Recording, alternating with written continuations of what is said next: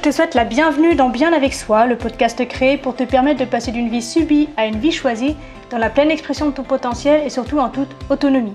Je suis Marie Perron, coach PNListe certifiée, et dans ce 27e épisode, nous allons parler d'héroïsme et de liberté intérieure. Mais juste avant de commencer, j'aimerais t'inviter à peut-être commenter, partager ou liker cet épisode. Si tu aimes le travail que je fais pour toi, eh bien, n'hésite pas à me le faire savoir en mettant en œuvre cette toute petite action qui ne demande que quelques secondes de ton temps et qui a tellement de valeur pour moi. Je te remercie du fond du cœur et je te laisse avec l'épisode. Dans cet épisode, je t'emmène à nouveau en balade avec moi. Il pleut, il fait froid, je suis trempée, mais j'évoque avec toi une notion qui m'a toujours touchée, qui m'a toujours portée et à laquelle je dois très sérieusement, je pense, ma santé psychique du jour. Je pense que sans cet élément-là dans ma vie, je m'en serais jamais sortie. Donc, je te souhaite de prendre ce cadeau que je te fais aujourd'hui avec les deux mains, avec le cœur ouvert, avec la conscience au taquet, puisque c'est vraiment quelque chose que j'ai déjà dit, c'est juste une répétition, mais comme c'est une conversation, on va dire marché pendant ma balade, eh bien je me répète un petit peu, mais il paraît que répéter c'est enseigner.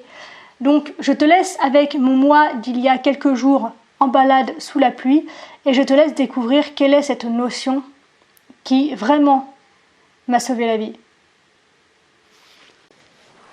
Eh bien, je voulais vous emmener en balade avec moi une fois de plus, mais je crois que le plan tombe à l'eau, puisque ça fait 20 minutes que je marche et il pleut des cordes. D'un coup, un rideau qui me tombe sur le coin de la figure, mais j'adore ça. Pour être honnête, je suis super contente, la température est redescendue, l'air est super frais et j'adore écouter et regarder la pluie tomber. Je peux le faire pendant des heures. Mais j'espère que ça va pas être gênant pour que tu puisses m'entendre. Et donc du coup, il pleut tellement fort que je me suis arrêtée dans un abri, plus ou moins sûr, on va dire. Et pendant que je marchais, en fait, je me suis fait une réflexion sur la notion de héros. En ce moment, je lis le livre de Joseph Campbell qui s'appelle Le voyage du héros. Et donc, j'ai cette interrogation qui me suit un peu au quotidien en ce moment. Et j'ai toujours été plutôt réceptive, en fait, à la culture populaire autour de la notion de héros. Je suis très comique, je suis très Marvel, je suis très cinéma, je suis très manga. Gameuse aussi, à mes heures perdues que j'essaye d'espacer de plus en plus parce que je suis de ceux qui, lorsqu'ils se lancent dans une partie, ne s'arrêtent plus, n'est-ce pas? Mais ce qui me touche avec les héros, c'est la façon dont ils peuvent en fait impacter notre quotidien. Ils s'insèrent en fait de manière infime, de manière succincte, de manière subtile dans nos gestes, dans nos valeurs, dans nos croyances, dans nos envies. Et chaque jour, finalement, à mesure que l'on se fait accompagner par ce héros, en fonction du temps qu'on passe à son contact, eh bien, on en vient petit à petit à incarner des comportements, à intégrer une certaine forme de vocabulaire, à peut-être intégrer des mouvements, intégrer des regards, intégrer peut-être des formules, ou peut-être qu'on crée des relations sur le modèle exposé par ce héros. Et quand je me rappelle de la facilité avec laquelle on les incarne lorsque l'on est gamin, et quand je constate avec un peu d'amertume, je te le cache pas, la vitesse à laquelle on les oublie lorsque l'on est prétendument adulte, je me suis demandé en fait de quelle façon est-ce que l'on pourrait à nouveau incarner ces héros qui nous faisaient vibrer quand on était gamin. Et pour nourrir cette réflexion, je me suis d'abord demandé ce que c'est qu'un héros. Et donc, avant de sortir, j'ai ressorti mon petit Robert de 4500 pages, édition 2016, pour y constater que le terme héros y est décliné de 3 façons. Le premier sens qu'on lui donne, c'est celui de demi-dieu. C'est un demi-dieu qui se distingue par ses actions. Le second sens, c'est celui donné à une personne qui fait preuve d'un grand courage.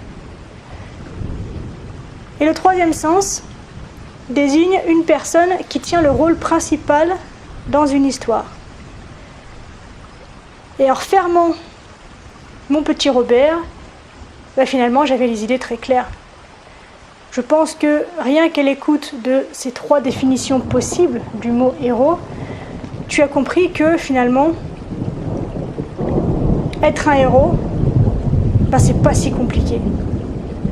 Je pense que tu vois très bien où je veux en venir. Si tu me suis depuis un moment, tu sais un peu la vision que j'ai des gens, de la vie, du monde de façon générale. Mais pour celles et ceux qui auraient encore un doute, je me permets de raconter une petite histoire.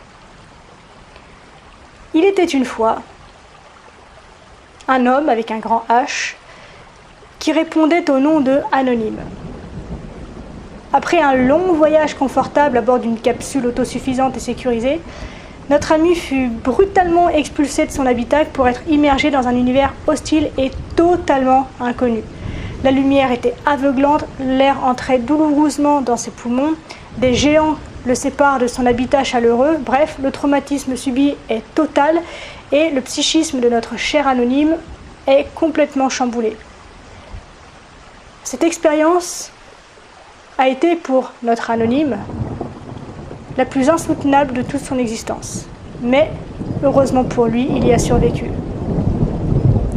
Aujourd'hui, le temps a passé et on retrouve notre protagoniste chez lui. Il vit tranquillement dans un appartement entouré de sa moitié, de ses enfants, de Rufus le chien et Nemo le poisson rouge. Il travaille sans relâche pour que tout son petit monde puisse tourner rond. Tout va bien dans sa vie, jusqu'au jour où un nouvel obstacle se présente sur sa route. Une muraille imposante qui s'étend à perte de vue se dresse subitement devant lui, sans qu'il s'y attende, de manière totalement incongrue, inopinée et brutale. Et un choix kafkaïen s'impose à lui. Capituler ou surmonter, désespérer ou avancer, déprimer ou surmonter, vivre ou subir. Notre mystérieux héros choisit de redresser la tête et d'affronter l'adversité. Donc, il se met en quête de solutions pour franchir ce mur. La tâche est délicate, parfois douloureuse, et évidemment, il peine parfois à rester debout face à cet obstacle et a tendance à y laisser quelques plumes. Mais, contre toute attente, à force de persévérance, de foi, de courage et d'action, il y parvient. Il passe de l'autre côté du mur. Et fort de cette nouvelle victoire, ce cher Anonyme se fait la promesse de faire bon usage de ce qu'il a appris durant cette période difficile. Sagesse, courage, persévérance, confiance, foi, lâcher prise, pour améliorer non seulement sa vie, mais aussi celle des personnes qu'il aime, des personnes qui l'entourent et de toutes celles et ceux qui pourront à l'avenir croiser sa route. Et j'ai envie de te demander, est-ce que le héros dont je viens de te narrer l'histoire ne te rappelle pas quelqu'un? Superman? Non. Wolverine? Non. Naruto? Toujours pas. Le pompier peut-être, qui ce matin dans son bel uniforme a bravé les flammes pour aller récupérer Poppy au 42e étage d'un building de 30 étages? Toujours pas. Je parle en fait d'un individu bien plus proche de toi, le plus important de ta vie. Si proche que je suis prête à parier que tu croises le regard de ce héros tous les matins dans ton miroir. Et donc oui, tu m'as vu venir avec mes gros sabots, c'est bien de toi que je parle. Je parle de toi, je parle de moi, je parle de nous, je parle des autres, je parle de tous ceux dont on peut croiser la route chaque jour. Nous sommes tous autant de héros aux histoires riches et fascinantes. Une grande majorité d'entre nous avons surmonté les épreuves que la vie nous a opposées, soit une séparation, le départ d'un être cher, un accident, une maladie, une perte d'emploi, un échec scolaire, le lundi matin, le repas avec belle-maman. Bref, on est tous passés par des moments pas rigolos, mais que l'on a su affronter et dépasser avec brio. La liste est non exhaustive, mais je pense qu'on a tous à l'esprit une période de sa vie que on ne pensait pas pouvoir traverser. Et quand on la regarde, on se dit, putain, quand je pense que je pars de là, c'est bon quand même. Sauf que dans cette société où l'on écrase la notion de fierté, la notion de confiance en soi et la notion de réussite et de succès, eh ben on minimise ce qu'on vit. On ferme les yeux sur les exploits qui sont les nôtres. Alors qu'en fait, on devrait les célébrer, on devrait s'en souvenir, on devrait s'appuyer dessus pour avancer. Mais comme on nous apprend à tourner notre regard vers ce qui ne va pas, eh bien on oublie de regarder en fait tout ce qui va. Et comme on nous oblige à regarder tous nos échecs, eh bien on oublie de regarder toutes les fois où on a réussi.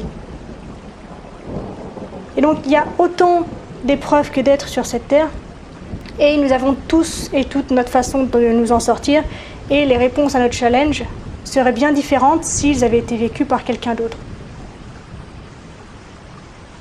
Le malheur dans tout ça, du coup, c'est que on en vient à être persuadé que la vie est faite d'obstacles, que rien n'est facile, mais que ce qui ne nous tue pas nous rend plus forts.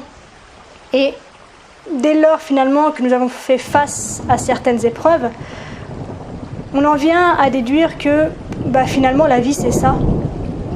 Et notre conditionnement, en ce sens, est tel que lorsque les choses se passent bien, on se dit qu'on a de la chance et on tourne complètement le dos à notre rôle et nos responsabilités dans nos succès. Et en fermant les yeux sur nos responsabilités, on se tourne vers la prière en implorant le ciel pour que ce moment de répit dure le plus longtemps possible, puisque tout le monde le sait, la chance finit toujours par tourner. Et là, à mesure que je te parle, il y a une question qui me vient. Cette question étant, la qualité d'une vie se mesure-t-elle au nombre de souffrances surmontées ?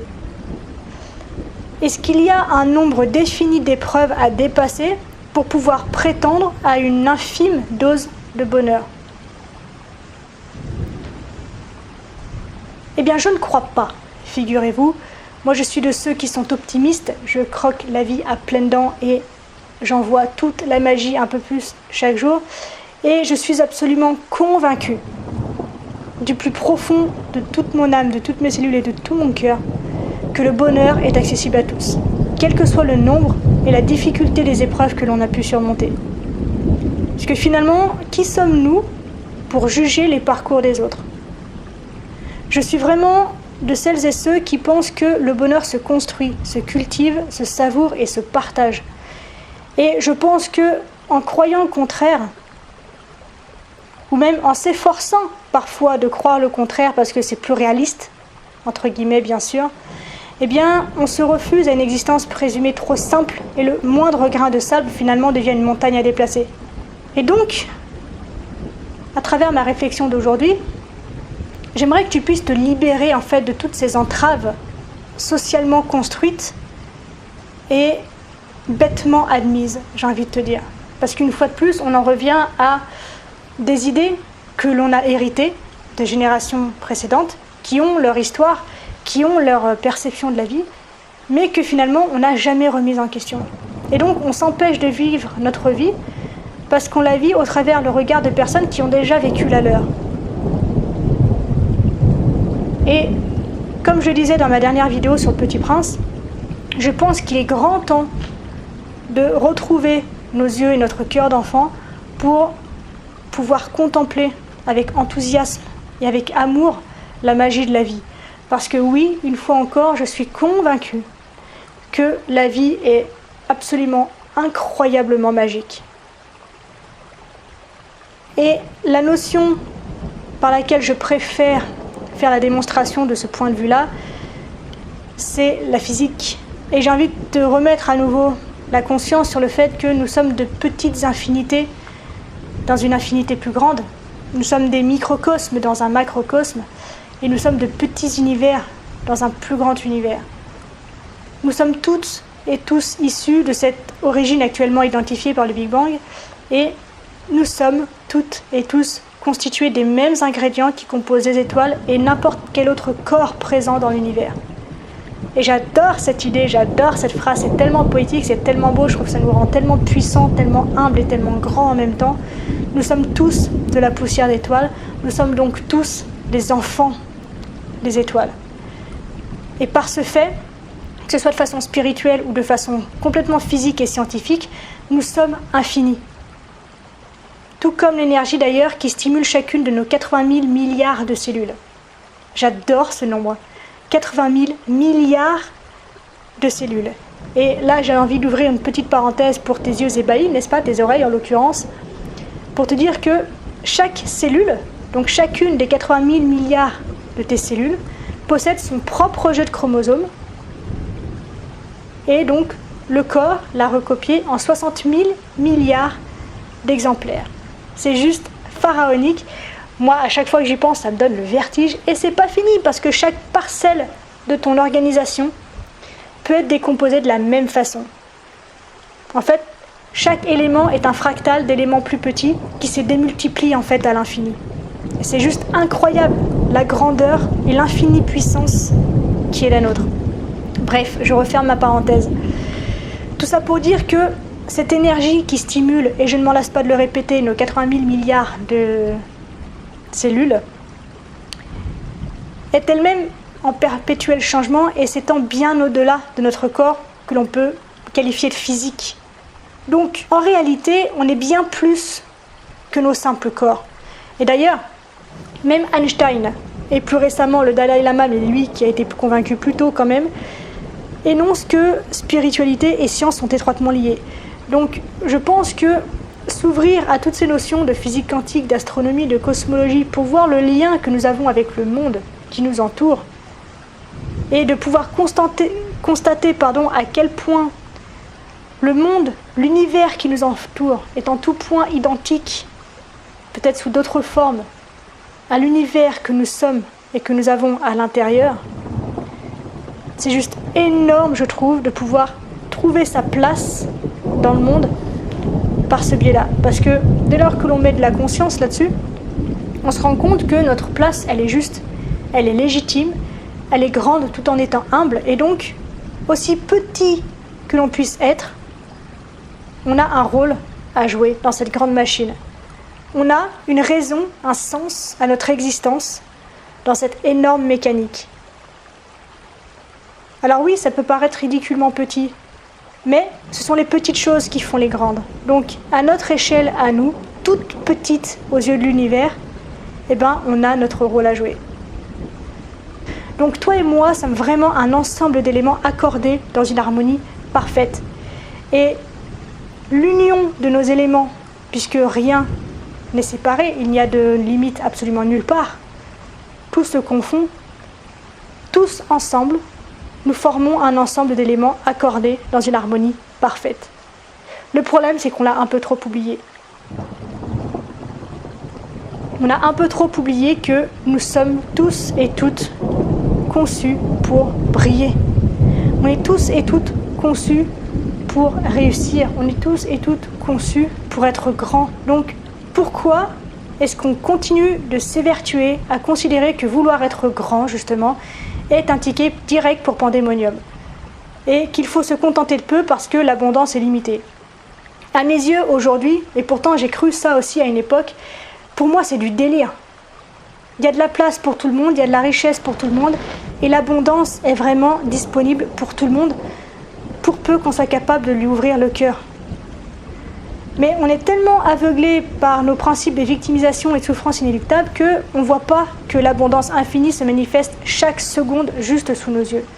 Il suffit de regarder la nature pour constater à quel point elle est abondante. Donc, aujourd'hui, j'ai vraiment envie de te proposer, de t'autoriser à prendre ta place. Ni plus ni moins, en fait. Oublie les capes, oublie les slips moulants, oublie les masques et sois toi-même, en fait. Nous sommes toutes et tous des héros. Et donc, on n'a pas besoin de forcer et de copiner avec la souffrance et la solitude pour avoir l'air de quelque chose. Tu n'as absolument rien à prouver à personne, et même à toi, d'ailleurs. Tu n'as rien à te prouver pour considérer que tu es aimable, que tu es digne, que tu es méritant de quoi que ce soit. Donc, j'aimerais vraiment, aujourd'hui, que tu puisses être convaincu de ta grandeur, de ta valeur et de ton potentiel. Tu es infini par nature. Alors, je t'en supplie, cesse de te laisser être limité par un événement ponctuel et succinct face à cet immense champ des possibles que tu représentes et que je ne t'entende plus dénigrer ta perfection. Je te souhaite vraiment à travers tout ça de pouvoir considérer et vraiment prendre conscience d'à quel point on est beau en fait, tous autant que nous sommes. Non seulement on est beau, mais en plus on a une telle chance de pouvoir expérimenter tout ça. Est-ce que l'on se rend compte de l'infinie précision de chaque élément qui nous compose pour être ce qu'il est et donner vie à l'ensemble de ce que nous sommes. C'est juste incroyable, c'est juste énorme. Moi, je suis amoureuse de la vie. Et si je suis devenue amoureuse de la vie malgré tout ce que j'ai pu traverser, c'est justement parce que j'ai su porter ce regard-là sur elle. Donc, garde à l'esprit vraiment que tu es en vibration et en communication permanente avec pas moins de 80 000 milliards de cellules. Et je ne me lasserai jamais de le dire, j'adore ce nombre complètement vertigineux. C'est une vérité universelle, au même titre que l'abondance est infinie, l'amour inconditionnel et le bonheur intérieur. Et une fois encore, je suis absolument convaincue que tu le sais, et après être arrivé au bout de cet épisode, le contraire serait quand même plutôt malheureux, mais peut-être que t'es pas encore prêt ou encore prête à accueillir cette vérité, qui d'ailleurs entre nous n'est que la mienne, hein. Mais le jour où tu ouvriras ton cœur et ton esprit pour accueillir cette conscience, je te promets une chose, c'est que ta vie changera de manière radicale. Donc, cesse d'avoir peur d'être grand, parce que c'est déjà ce que tu es.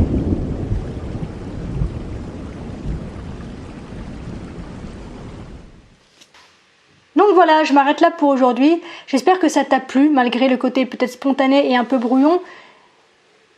Bref, j'adore parler de ce genre de sujet avec toi, j'adore divaguer ce genre de notions et qui pourtant sont tellement importantes dans ma vie.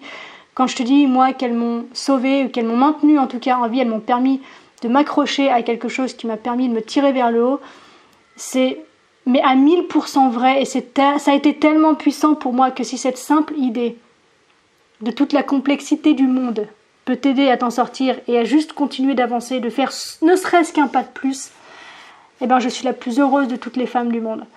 Donc voilà, ça sort un peu de ce que j'ai l'habitude d'évoquer avec toi, mais comme je te l'ai dit, j'adore partager ce genre de sujet avec toi, ça m'a fait du bien et j'ai été très inspirée par la pluie, ces petites gouttes qui, une à une, ne ressemblent à rien mais qui, unies les unes aux autres, ont tellement de pouvoir et de puissance.